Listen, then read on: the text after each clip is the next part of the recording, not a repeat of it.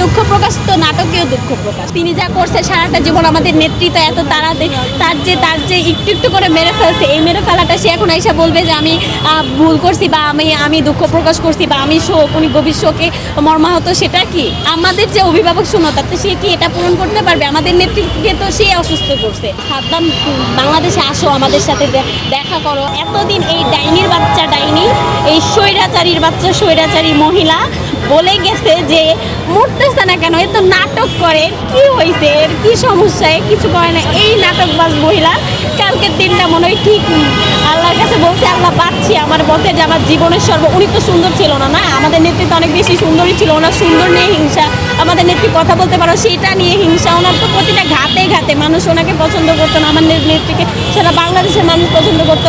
ও মানে উনি এই যে প্রতি জায়গায় জায়গায় যে হিংসার ব্যাপারটা, এই ডাইনির বাচ্চা তো এটার জন্য তিনি তো একটু একটু করে বিষ দিয়ে মারছে আমাদের নেত্রীকে। আমাদের নেত্রীর শরীরে তো দিনকে দিন একটু একটু করে বিষের প্রভাব দেখিয়েই তো উনি যখন জেলে গেছিল তখন ওনার হাতটা এমন ছিল, পরবর্তীতে ওনার হাত কেন নিচে নামানো ছিল, ওনার শরীরে তো একটু একটু করে বিষ দিয়েই মেরে ফেলছে।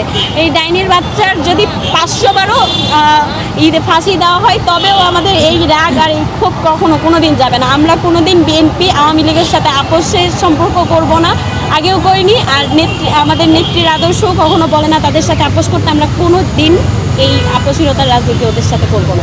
এই দুঃখ প্রকাশ তো নাটকীয় দুঃখ প্রকাশ। নাটকীয় দুঃখ প্রকাশ ছাড়া তো সবাই কথা বলতো। এই নাটকীয় দুঃখ আসে না যে কাটা ঘায়ে নুনের ছিটা দেওয়া, এরকম মানুষ তো এভাবে বলে। একটা মানুষকে চট থাপ্পড় মেরে যে সরি বললে তো ওই সরিটা আসলে হয় না। তিনি যা করছে সারাটা জীবন আমাদের নেতৃত্ব এত তার যে একটু একটু করে মেরে ফেলছে, এই মেরে ফেলাটা সে এখন এসে বলবে যে আমি ভুল করছি বা আমি দুঃখ প্রকাশ করছি বা আমি শোক, উনি গভীর শোকে মর্মাহত। সেটা কি আমাদের যে অভিভাবক শূন্যতা, তো সে কি এটা পূরণ করতে পারবে? আমাদের নেতৃত্বকে তো সে অসুস্থ করছে।